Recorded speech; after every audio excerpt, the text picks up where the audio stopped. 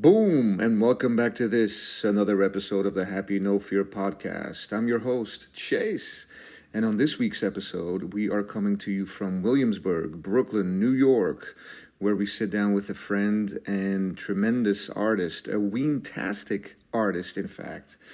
We're at his studio, and it's a little bit later at night, so there's some music playing in the background, which only adds to the vibe. You'll also hear some little doggies, little weens, chiming in every now and again because, you know what? Their voice matters too. And another voice you'll hear is that of Anna Del Gaizo, who's a writer and my associate. Wink, wink. So without further ado, I give to you MadSteez.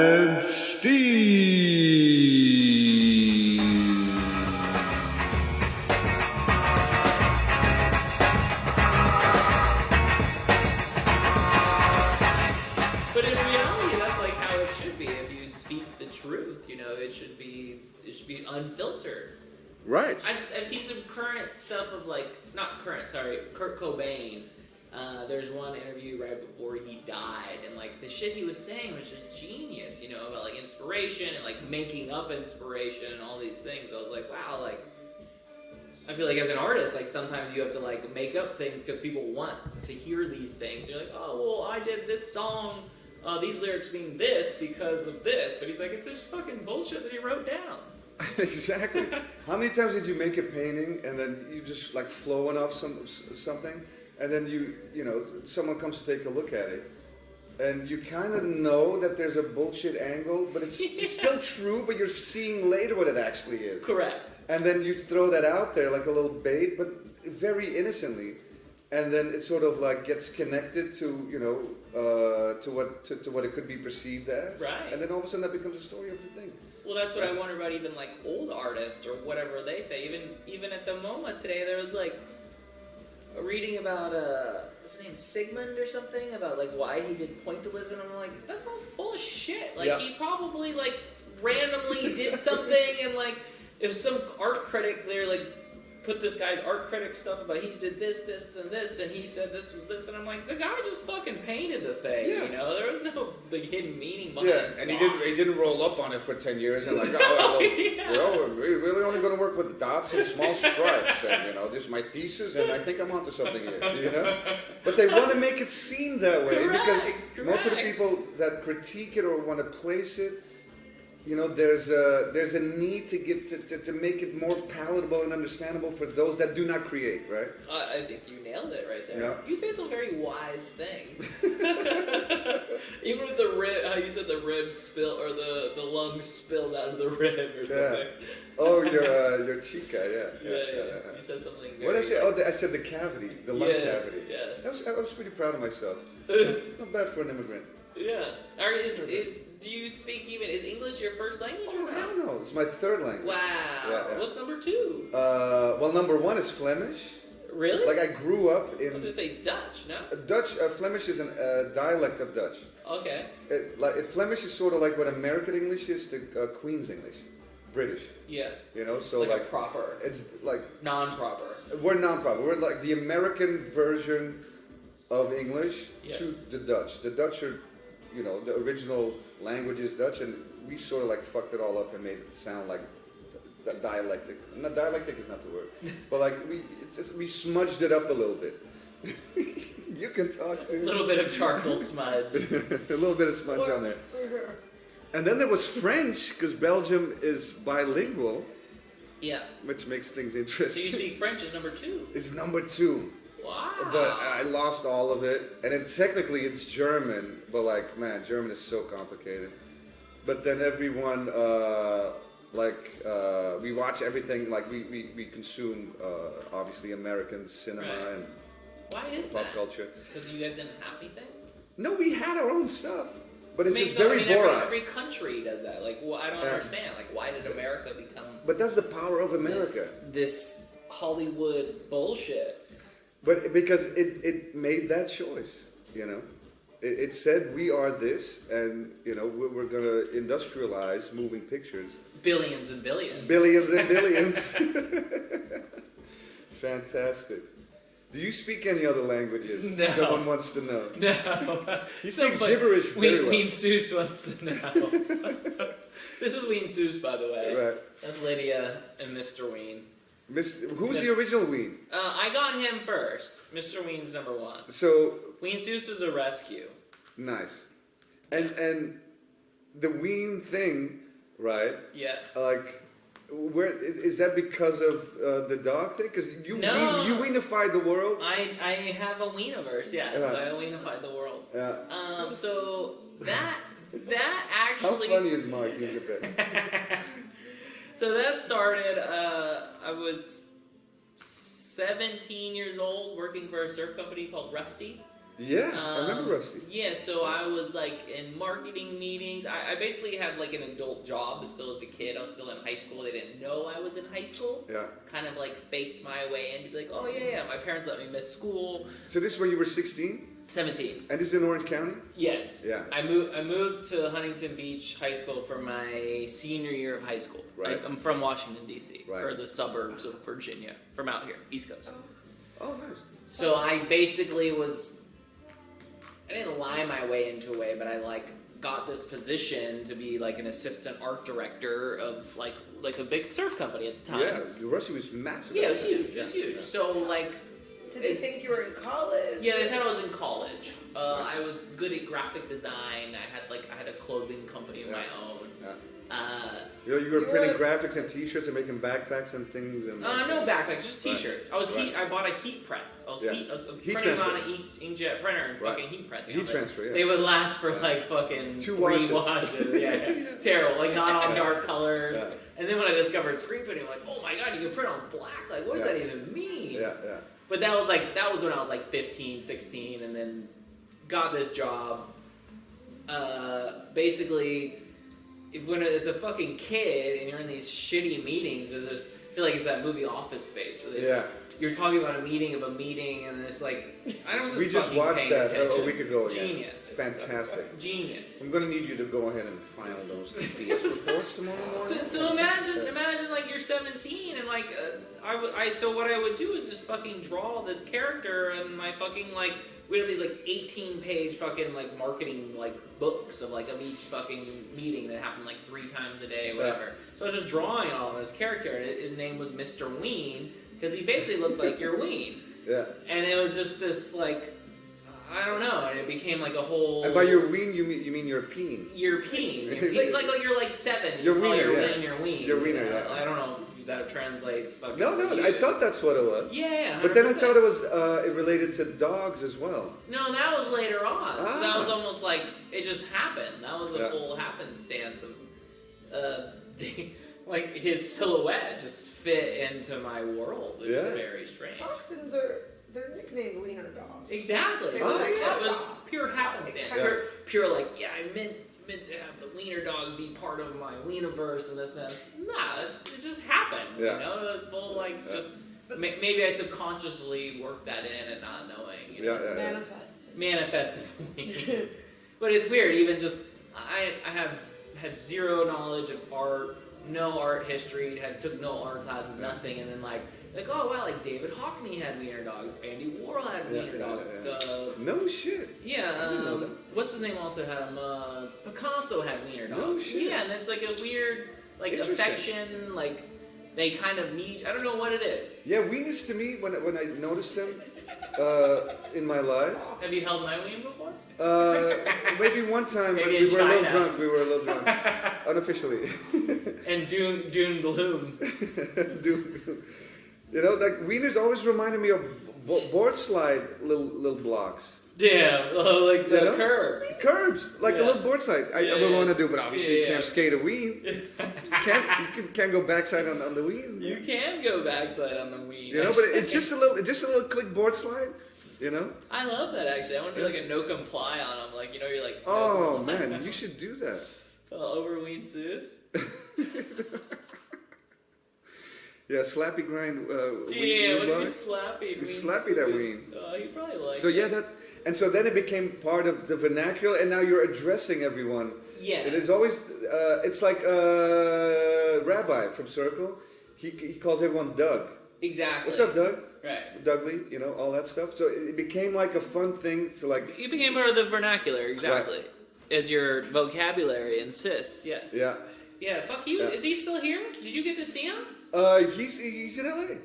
No, he was here. Oh, he was in New York? While you were here, I thought maybe you were with him. I had no idea. That's not the problem about the New York, but the thing about New York is there's always some motherfucker here every single fucking day. Yeah. And it's like, I feel weird. It's like, sometimes we just gotta do stupid shit, like put a bed together. Yeah. You know, it's like we like have normal shit. Because everyone's like, oh, we're in New York, fucking let's party. And I'm like, well, you can come hang out with me. Like, I ain't doing shit tonight. Because like, I did shit the other 7 days of the past 20 or whatever. Like, it gets. I had no idea he was here. Yeah. Yeah, he was here. Yeah.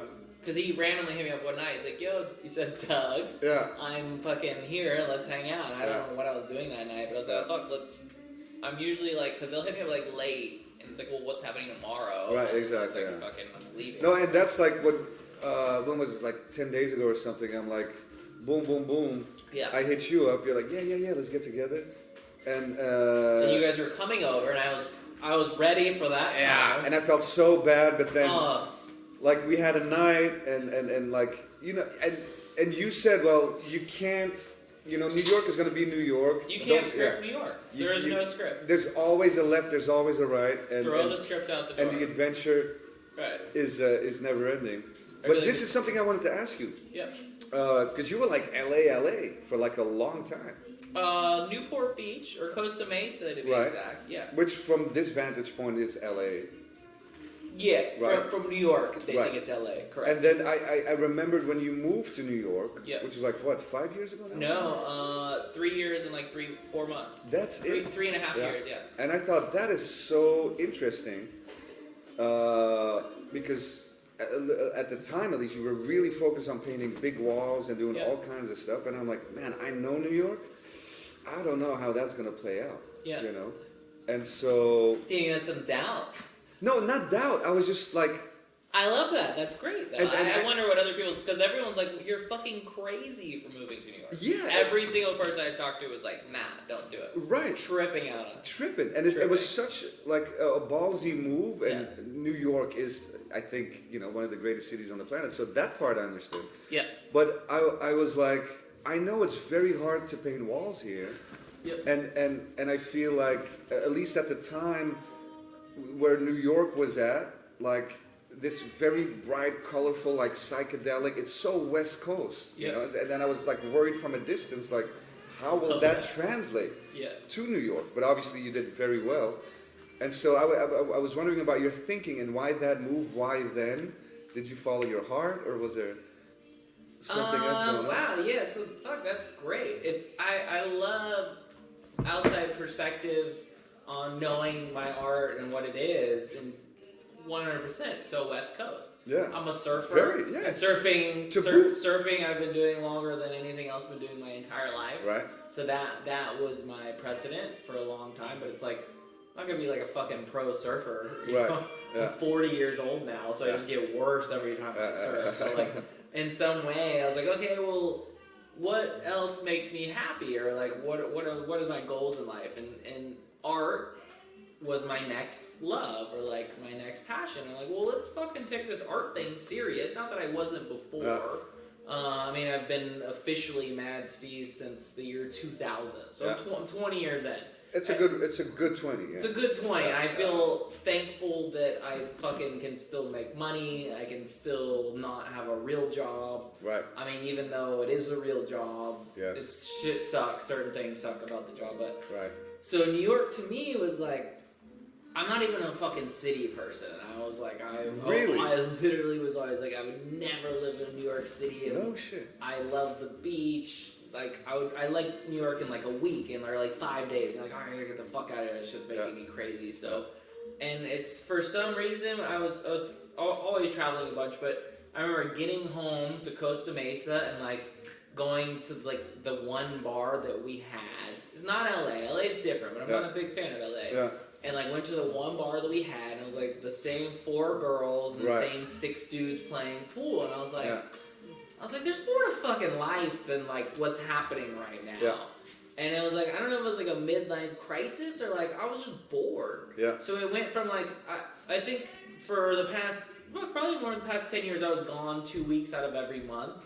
And so it became to where I would travel for 2 weeks and come home and be happy to like live in Orange County and not have to like do anything or like, it's like your chill zone.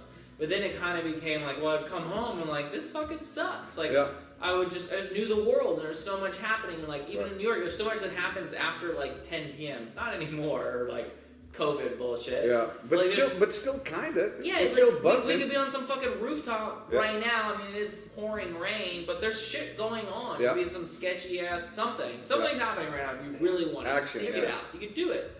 And like, I got super fucking bored, and I was in the same place for 20 years. It's like you do anything for 20 years. I mean, I've been doing art for 20 years, and yes, I have been bored at points, but I have never been more inspired, more like just on the pulse. And so New York to me, I feel like in California or whatever, I feel like almost like not even like it's almost like big fish in a small pond, but I wasn't even a big fish. But New York to me was like the extension of like the real art world. And like, if you can fucking do it there, it's a like, proper challenge. It's a proper challenge. You know, like being 37 at the time, maybe 36. I don't know the exact how old I was at the time, but it was like, let's fucking do something different. Ballsy. I got a 28-foot Penske like U-Haul truck, drove with the fucking 2 wiener dogs and my son. So I had like this. So to put it in perspective, had like a fucking awesome like single family home with a backyard for my dogs. Had a huge like 2,800 square foot studio with like 20-foot ceilings. Took all that and fucking moved to New York and to a place that was like a fraction of the size of like moving both those into the same and paying like 3 times as much That's rent. Insanity. And I was like, yeah, sounds sick. Like, some balls on this guy. Some balls. Yeah. It's true.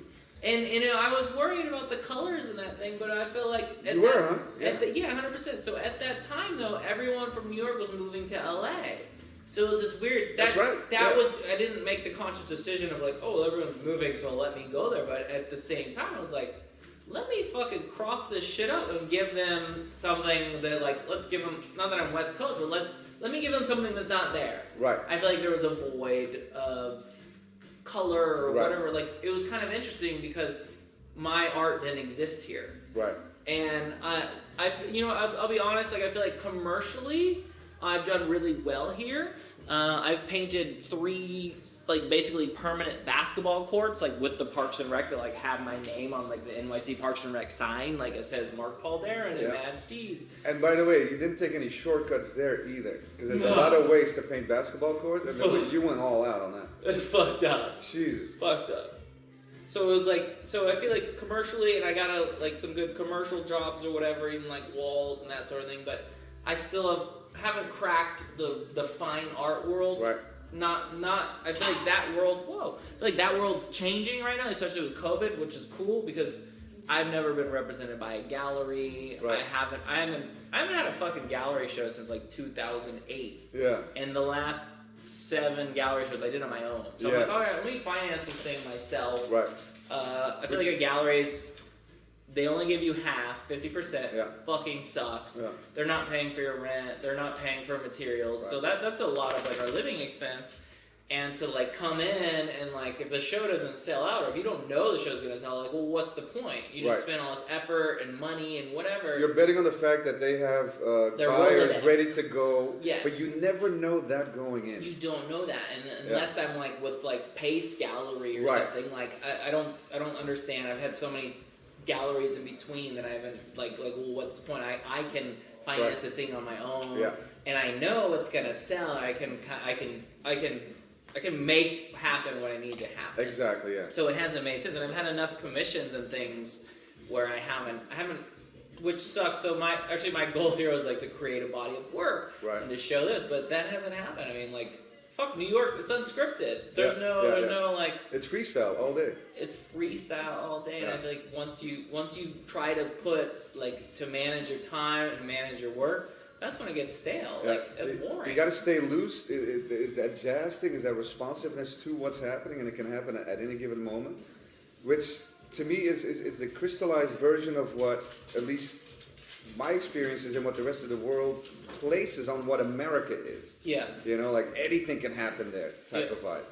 And maybe in other countries, some cities, you know, it can happen as well. I feel like, well, you know, but here, like, you know, it's just so apparent. I feel. Right. You know. I mean, it's been for so long. It'd be cool if there was another. I mean, I feel like places like Berlin and those. Berlin is cool. Yeah, where they're almost more on the pulse than here. Right. But at the same time, New York's fucking New York. New York's cool. New York's, you know, it's just.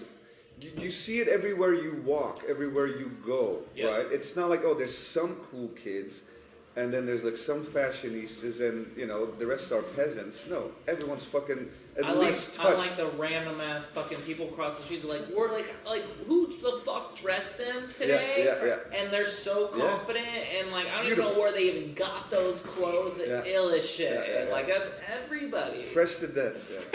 Fresh to death. Fresh.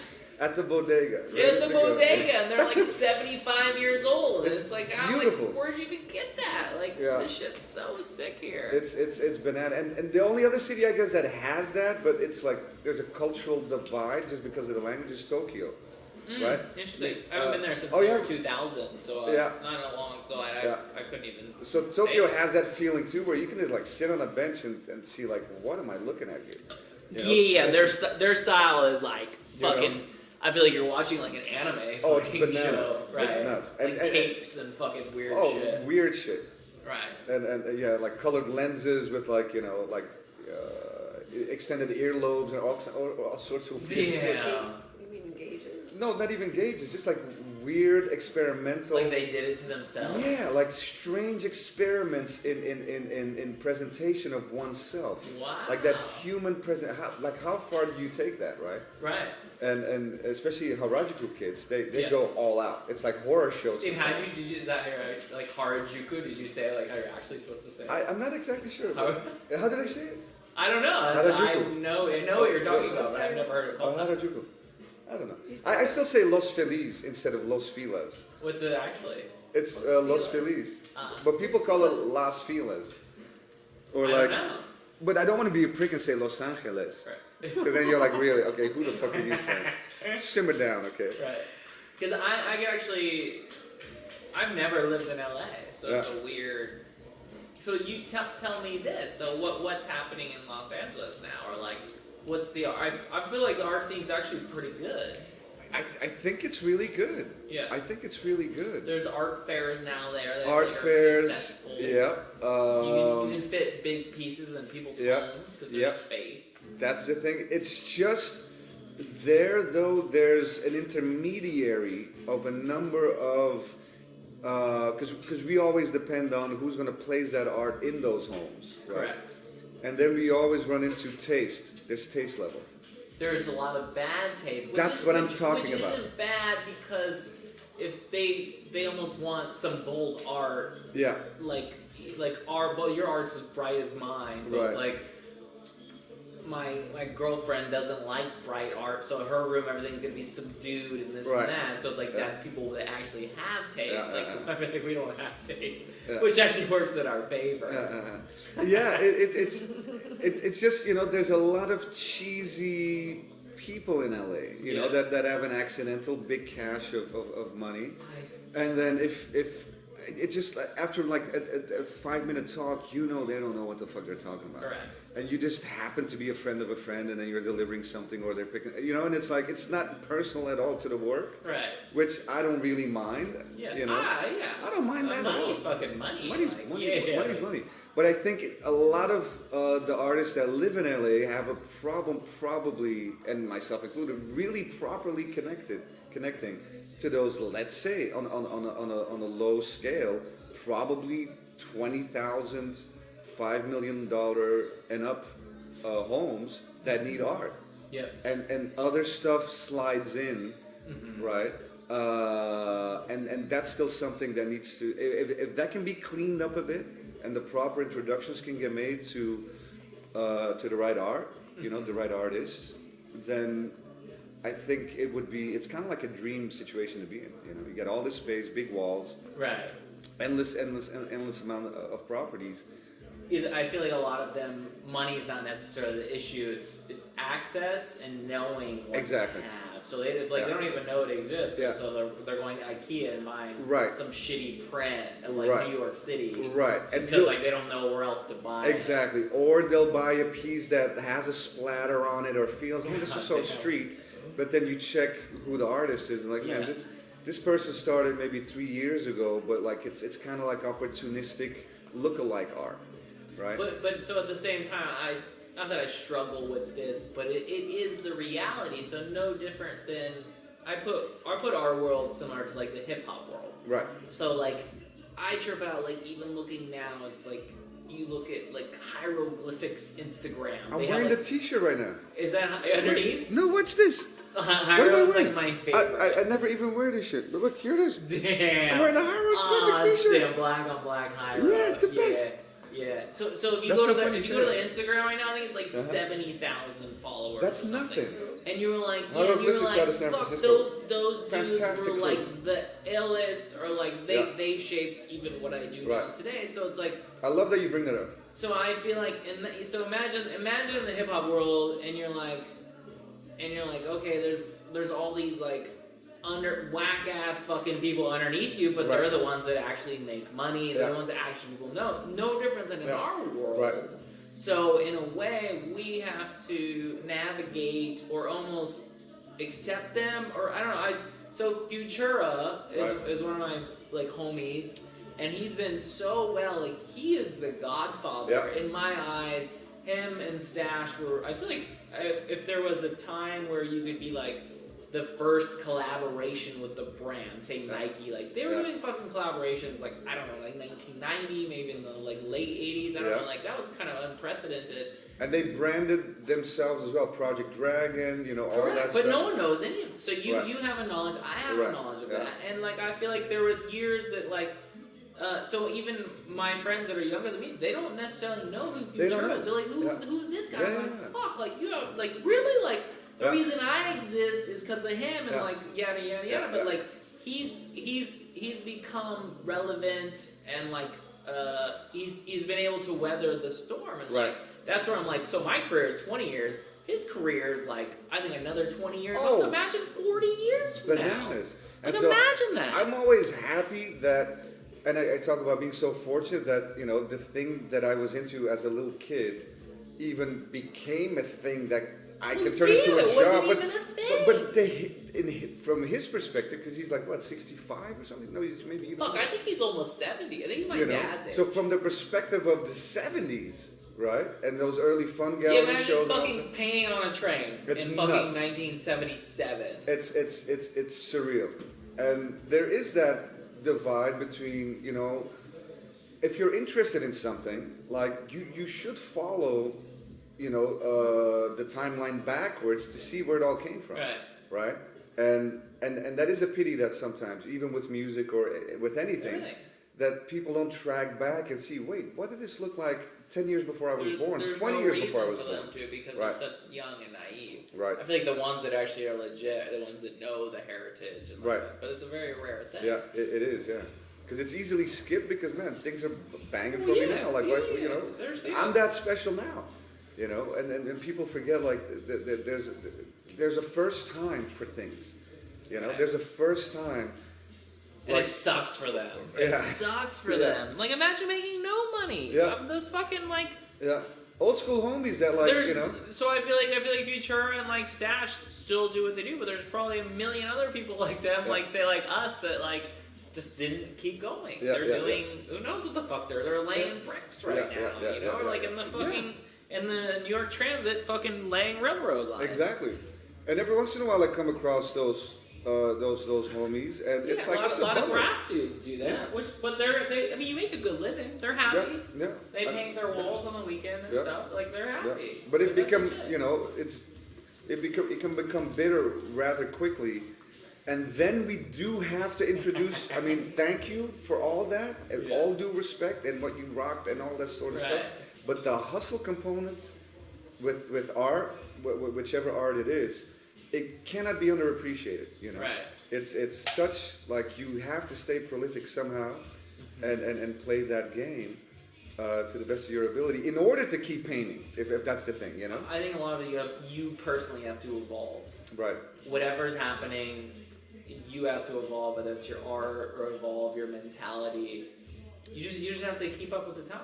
Right. Because you're not, like, everyone's irrelevant at some point. And right. that's always the heads, fear, right? That's the fear. That's the fear. Like Madonna, like, right. she's fucking... Bummer for her, yeah. And she does some dumb shit, and you're like, well, fuck, like, that sucks. And it's like, well... Yeah. She at one time was the fucking shit. Oh yeah, Change the world. So it's weird to like people talk shit on her at some point because she talk was, shit on her. But you people can. still do. You can. But she was so dope. Yeah. And like that sucks. That happens to all of us. Yeah. And like it's a weird feeling to be like, well, fuck, that's gonna be me. Did you get the Kabbalah bracelet when she was promoting it? No. Is it on right now? No. 5 of them. She been into me. 5 Kabbalah bracelets. Like 19. Oh, but I was a master of reinvention for what? 25, 30 She was, right. But people would talk shit with all of their own things. Oh yeah, because people like to knock things down, right? Right. Idols, They want the greats. I mean, no different than going to like your favorite like musician band or whatever. And you're like they like play their hits or whatever, and then like they start playing their new songs. You're like, what the fuck is this bullshit? I don't want to hear this shit. It's terrible. Seuss, this is all part of the audio right now. I hope you know. Yeah, they want to chime in a little. Like James Hetfield was not allowed to cut his hair. Not allowed to cut his hair. But then he cut it anyway. And then you're like, fuck, I don't want to see him with that short ass hair. It's true. True. Yeah. I don't like change. Yeah. And he doesn't want to be the same. I feel like Bowie was a genius at changing. A complete chameleon and reinvention. nobody all being aspects like, of well, the he's show. trying to be this, he's trying to be that. He just kind of did his thing quietly. Yeah. And and I think his appreciation kicked in like after he made all those changes and all those moves. And that's when things become interesting, right? To like really influence 10, 15, 20 years later. And then be heralded and like people understanding and the world is ready all the time. That's really cool. But would you rather get that appreciation after you've passed or like now? I'll take some right now. Yeah. You know, but after is romantic because that's sort of like the notion of immortality and all this stuff. Right. People, you know. But when you're dead, you're. But when you're dead, you're dead. You're not. I know. I wonder that because I mean, even one of the reasons I painted or started painting was like you fucking live forever, and I was never like a traditional graffiti writer, but it's like you almost write your name thinking it's gonna last forever, and like so art technically will last forever unless it burns in a fire or whatever. So that's the most narcissistic fucking thing there is. And I like that. Yeah. That's narcissism right there. It's nice to know that certain pieces are in really great hands, and they're cared for, right? It's you would hope, but who knows? Who the fuck knows? But you kind of never know, yeah. Like I wonder if even like Van Gogh or what, like he's probably like. There's He's so much probably pretty speculation. psyched about what happened to Yeah, but if he doesn't even know what happened? But then, he doesn't. So he was, Yeah. but then there's stories he did sell paintings and this and that. So who knows the real story? Yeah. Nothing than just making it up, fucking on an Instagram. Be like, well, this happened to Van Gogh because he's not alive to fucking say what happened, and he lived in the middle of the fucking nowhere. So like, you make up whatever. Yeah. But I don't know. It would suck.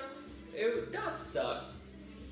I don't know. I feel like that's our own insecurities and like narcissism, like of not knowing if your art lives past you. Yeah. Like I when I just moved, I had like all this fucking art and like not mine. And I was like, what the fuck do I do with it? I was like, not bringing it here or whatever. And I was like, leave it on the street. And like some of them, like 50% of them, people took. Yeah, I did that once in between studio changes. Left them on the sidewalk.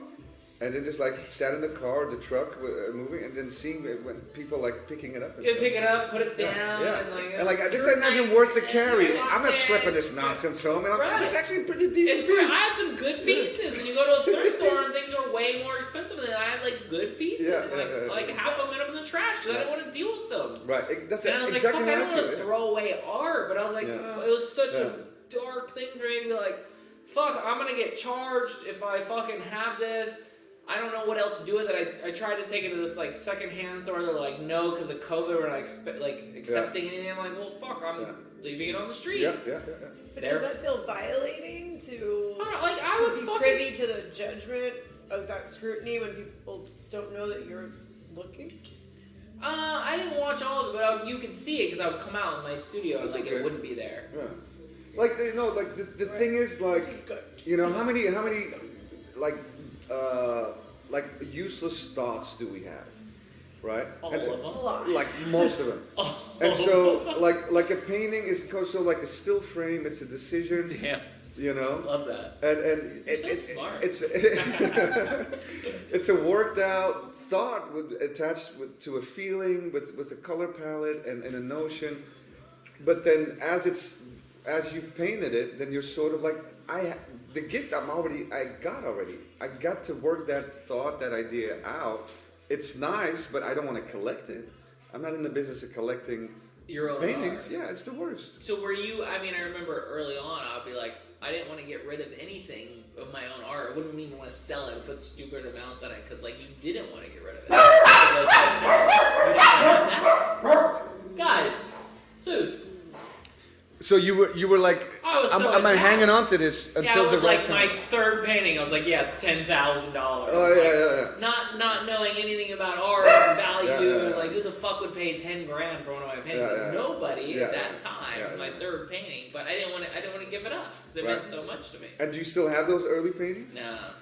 I heard that. I have some random ones. I think it's very good to do. There was this one. Who was it? I forget who told me. But he said you don't know what period you're in now. Collect at least one painting of your own every 2 years. Keep one. Even though you think you're still going to make more, you probably will move on from that zone.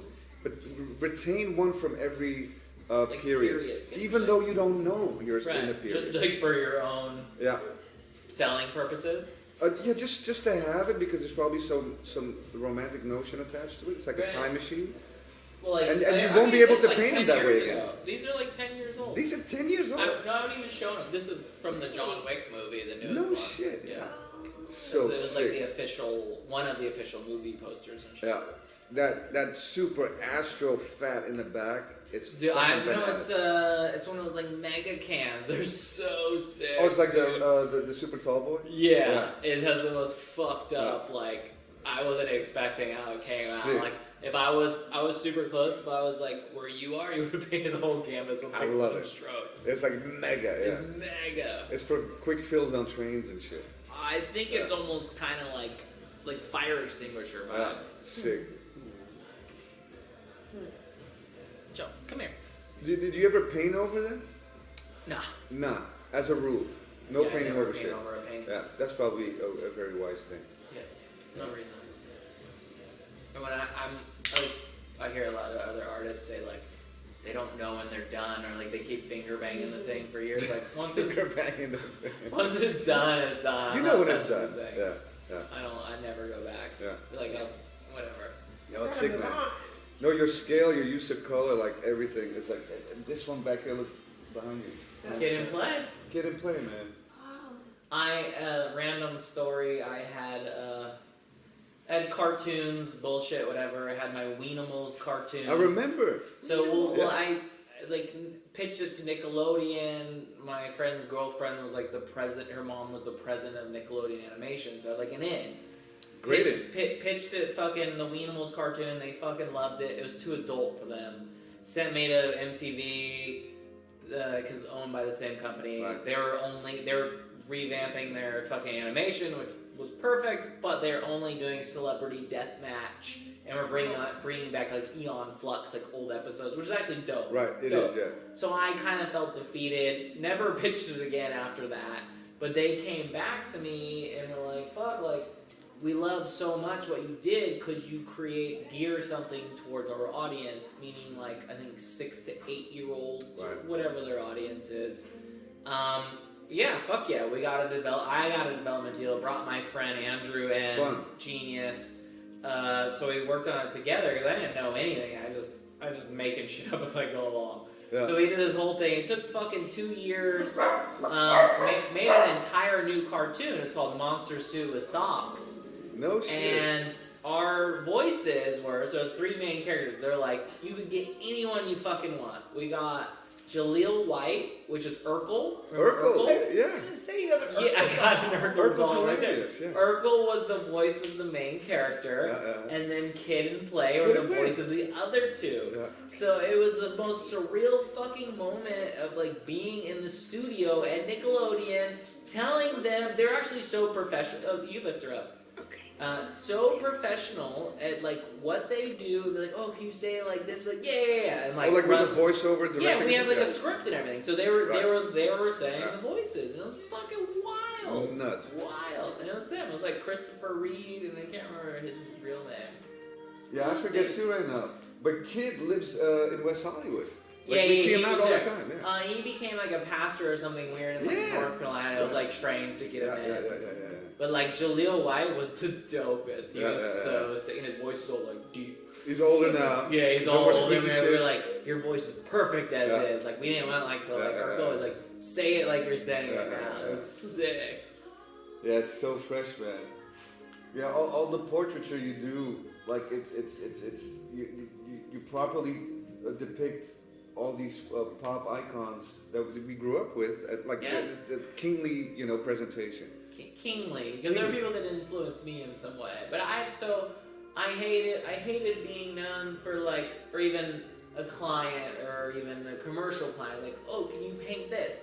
That fucking sucks when somebody wants you to paint something specific. Yeah, like paint my wife or something. Exactly. Yeah. You don't like that? No different than like I feel like Picasso or it's like paint my wife. And he's like, I don't want to fucking paint your wife. I've already painted fucking so many stupid ass people. Like that shit sucks. So I like painting people that like inspire me that aren't famous or whatever. Like this is actually maybe my newest painting that at 8/22/20 you're just random from memory, just painting a random face. Right. That's my news. And I was like, I wanted to paint a turquoise horse. So just from memory, like let me see what a fucking horse looks like with no reference. Yeah. So it's just like that really inspired me. This guy right here, no reference to. Yeah. Just looks let like me. Rodman's brother. Yeah, I love Rodman. Right? It's got some Rodman though. It's definitely got some Rodman. I mean, I don't want this to come out wrong, because he looks a little bit to me like George Floyd.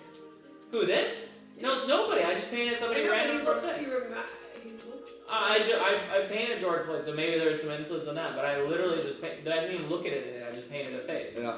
Painted a horse. Painted like a suit on him. Like okay, that's with a chrome finish. I like yeah. Yeah. So he's kind of like reversed.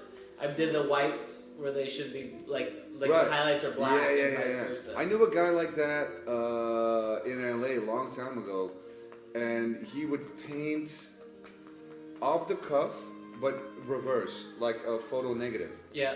Right.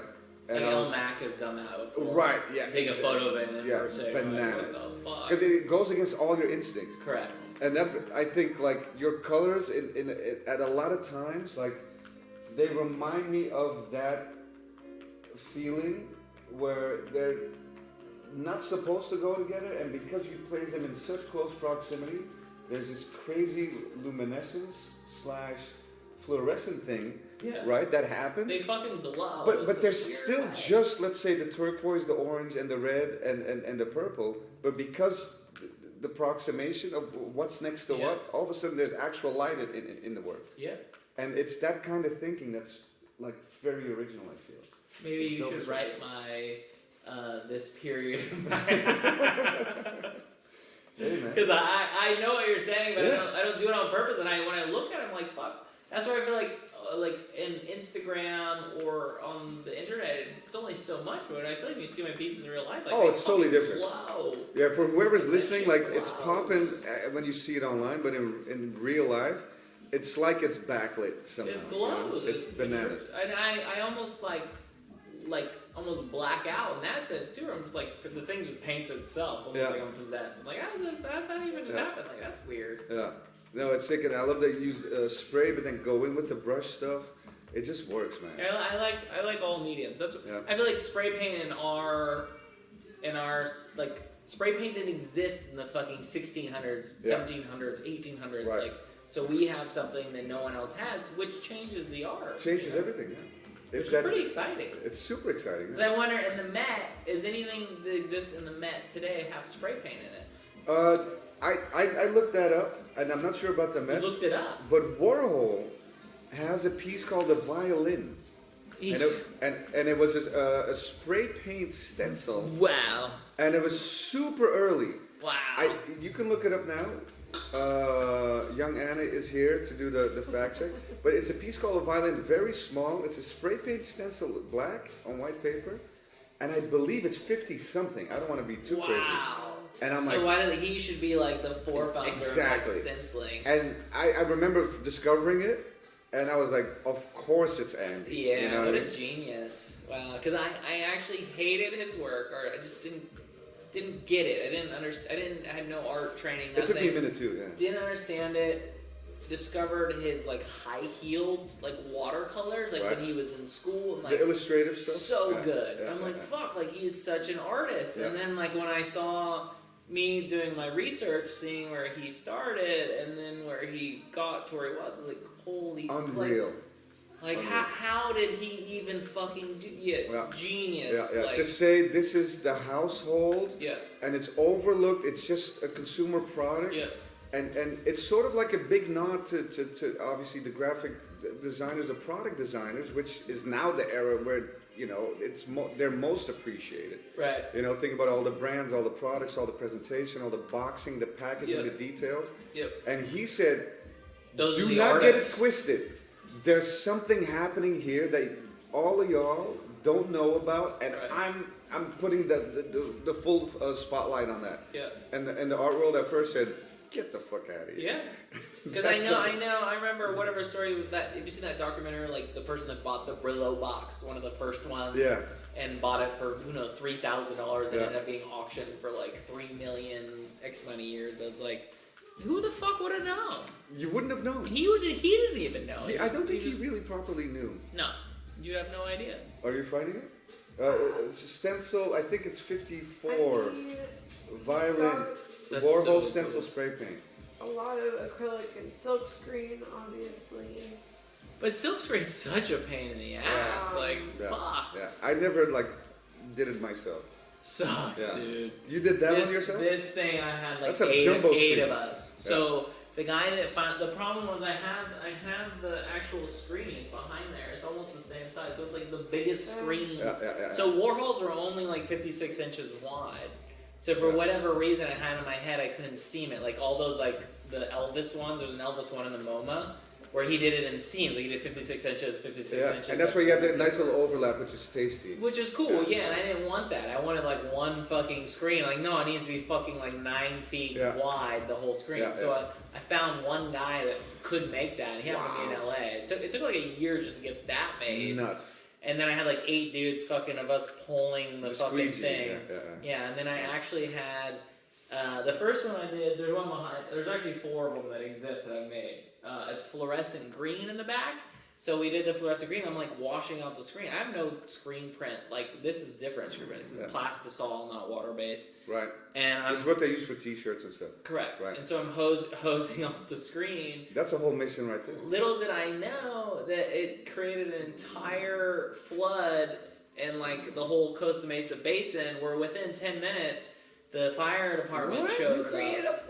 Created a flood of fluorescent green slime. It looked like a Ghostbusters fucking scene. Double dare. Like four fire engines show up with like sirens on in like my parking lot, and they're like, jump out, like what is this? Like it's like about to hit the storm drain. They're like, if like they're gonna have to get like the ecology board and all this. It's gonna cost like whatever this business is, it's gonna cost like $500,000 and like it's like this is all happening. And I'm just hosing the fucking thing off, and they see it. I'm like, no, it's fucking a screen printing. This, and they're like, No. And so somehow they had a bunch of sandbags in the fucking truck and like sandbagged it and stopped it like 10 feet from the storm drain. Because it emptied out and like into Newport, emptied out into the fucking ocean. That's bananas. And it was like the most fucked up scenario. And they're like, we're shutting this business down forever. And I was like, you're like, what business? I'm trying to make a painting. Exactly. Yeah. And it got really fucked up. And they were like, so they ended up stopping the flow. I obviously turned the hose off. Neighbors are tripping out, freaking the fuck out. And then it ends up so like, okay, well, we have a service where we can do it. I think it was like $100,000, where they come in, get rid of it all. They're like, or you can fucking put sand on all the shit, shovel it, and then take it to the dump and dispose of it. And I'm like, well, clearly I'm gonna take that. And the other option wasn't an option. So I got like, it was like I want to say like 10,000 pounds of sand. I bought all the sand at Home Depot in bags. Ran out, went to another Home Did you have that much classes all on the screen that you No, there was that much water. It's just that much. You don't even think you're running the hose. There was that much water. Crazy. And like... And it was such a potent color maybe that even when it was watered down, it was still like slimy. Fluorescent. It looked fake. It looked like Slimer from the Ghostbusters. Did people think it was like extreme toxic waste? That's what they thought. They didn't know. And it was like, it technically, I think, was toxic. Based on they're like, where's the meth lab? Something blew up here. What's going on? Yeah, so all the luckily they came when they did. Otherwise, I would have been like really fucked. But I spent like 4 days throwing sand on the water, shoveling it, and then putting it in a bag. So nuts, man. Every bag of fucking trash weighed like 1,000 pounds. I felt like you couldn't even move. It was like wet fucking like sand. Oh, because the sand was then absorbing the material. Yeah, it was like cement. It was fucked up. Unbelievable. Fucked up. Well, that's a cool backstory to the painting. Then when someone wants to buy it, it's like, well that you really want to know. $1 million because it cost me $500,000.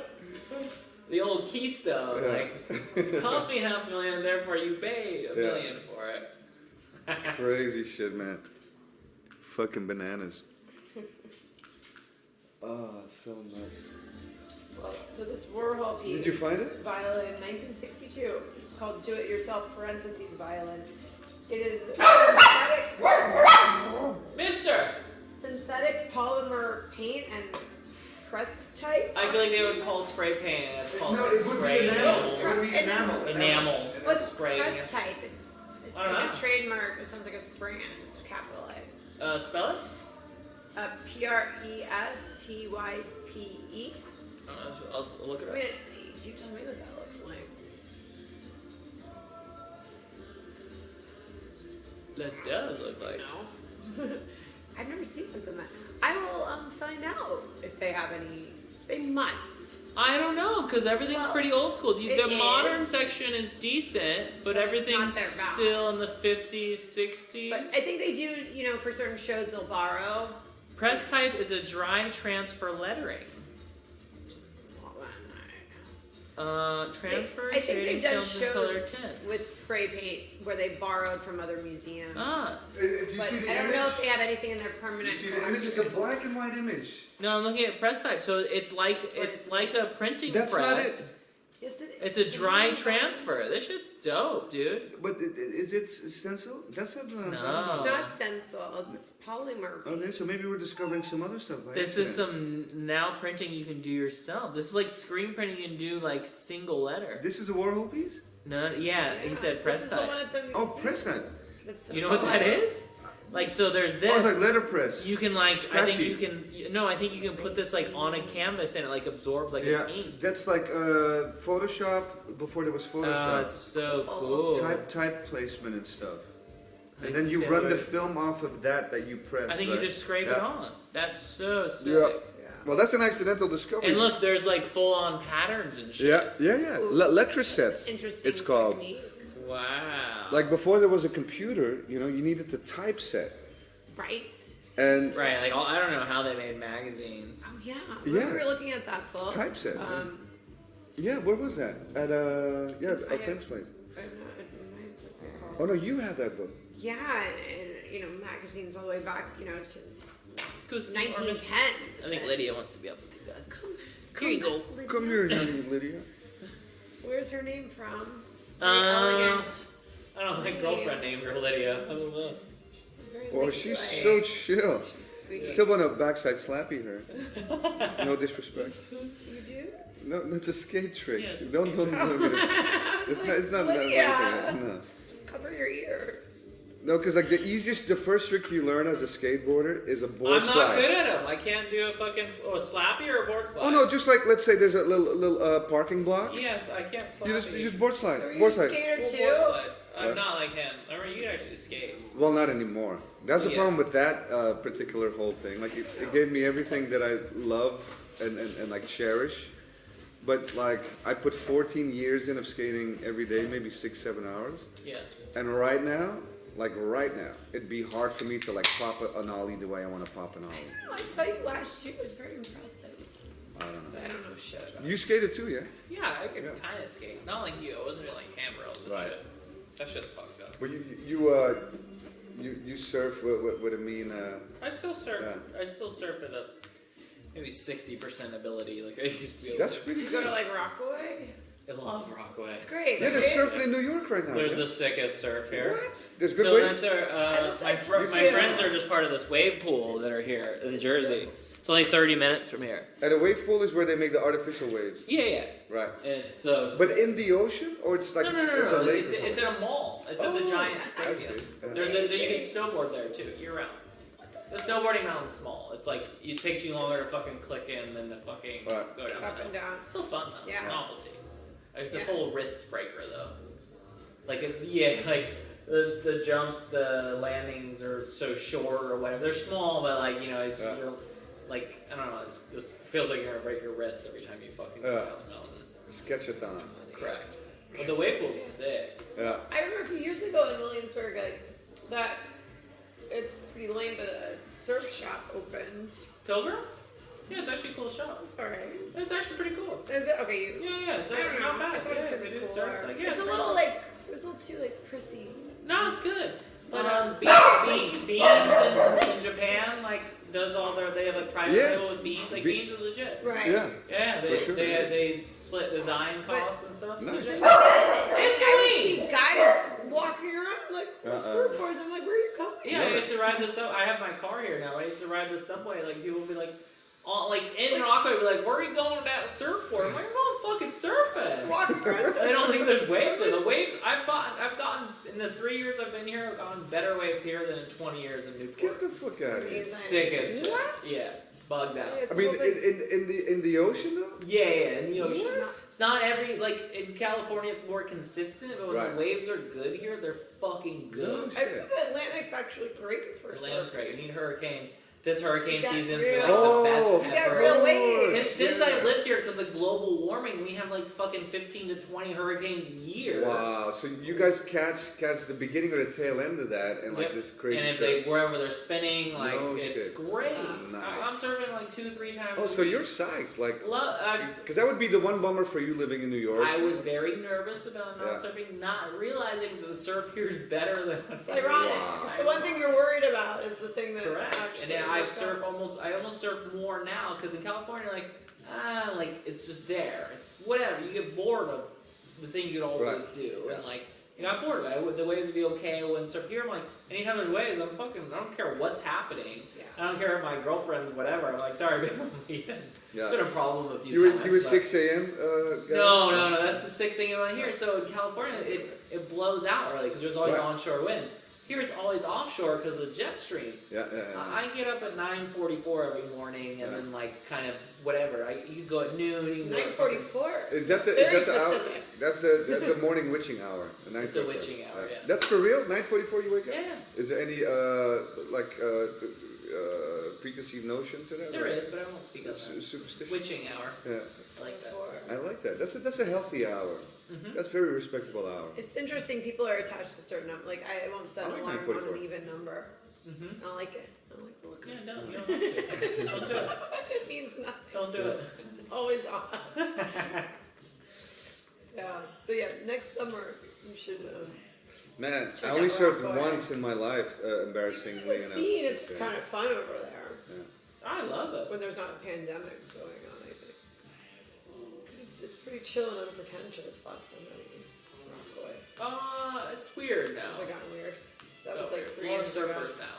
Yeah. Yeah. Like surfing's like hip now. Yeah. A lot of them. I wish I was there like 10 years ago. Like no one cared about surfing. Yeah. They got crowded. They have weird secret spots that like. So people just go where the train lets them off. They don't realize you walk fucking 3 streets to the right. I have a car now, so I can go 10 streets to the right. There's nobody. There's plenty of... Correct. Yeah. But certain swells, certain things. Yeah. It's really cool. Sick, man. You're psyched. Yeah, I'm in the dream over here.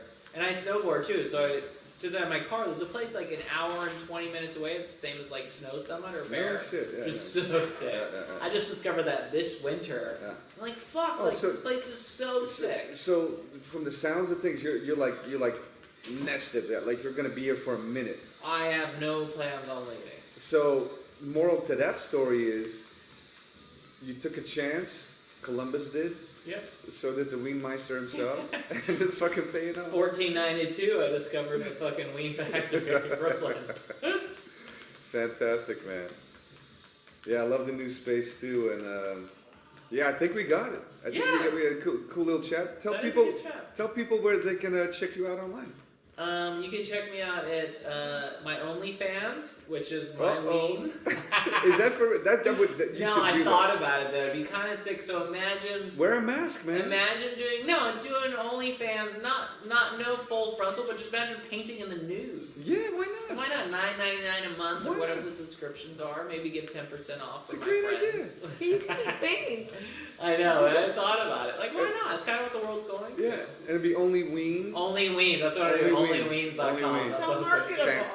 Right. I think that the stigma of all that is like disappearing a little bit. Who's the actress that just was out of work and like she did one and she made like a half a million in like a day or something? No, she's current. She was in the movie with Adam Sandler.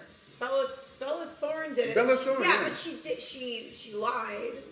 She said she was going to get fully nude. She got in lingerie. Had to give about $800,000 of the money back. Really? All these real sex workers hate her because they took business from them. Yeah, perhaps. She did. Anyway, it was like maybe you're not a real sex. Like if. But wait, so she didn't get? There was no nudity. It was bullshit. Because she seemed like she was wanting to do that on Instagram already. Oh. It was just a big tease. And then she said it was research for a role. Right.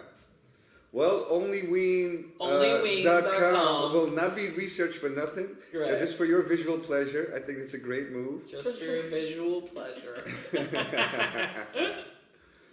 So you got that, and then your Instagram? At MadSteez, MadSteez. And the website, your homepage? MadSteez.com, but who the fuck goes to websites anymore? People still do. No. People still do. When's the last time you went to a website, unless you were buying like a Wayfair, Amazon? I'll check some shit out. What? Just to see. Like, show me your history. Show me your search. Let's do it right now. It's all OnlyFans. I will if you will. But I think that's an app, no? Is it not an app? I feel like it should be. It's not. OnlyFans, it's not even a preview. Like, it's just like subscribe now and it's big question mark. It's basically webcamming but on your phone. Right. It's the mystery though, but I wanted to just to see it. Right. Because some people be like, only like for this time it's free. Obviously you have to cancel if you don't do it. Right. I think I should. You well, I got the space for it. The start you can make it look sexy. Why not? Let's do it. Yeah, that's a It's all about the lighting. It is about very important. I don't have good lighting, so I'm getting new lights put in. You don't want to be backlit. No, you want to be bottom lit. So the ween, so the ween looks extra shiny. Correct. I go bottom lit on the ween. Bottom lit on the ween. Mark, thanks for doing this. Chase, thank you for having me. Yes, you are so welcome. And that's it, everybody. Bye bye. Until we ween again. Yeah, until we ween again together. Bye. Bye. This has been so weaning.